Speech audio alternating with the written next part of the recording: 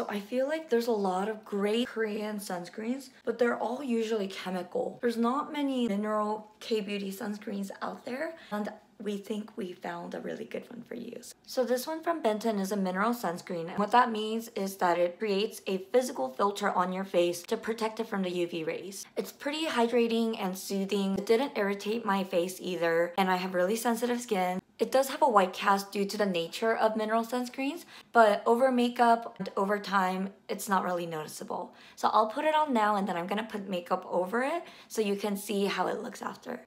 I moved over here because natural lighting.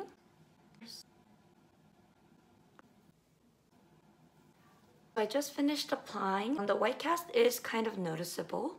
Okay, so this isn't just regular indoor lighting. Then now I'm gonna apply some makeup so you can see what the difference looks like after. I just finished my makeup and it doesn't look that bad. That's an 8+ for me.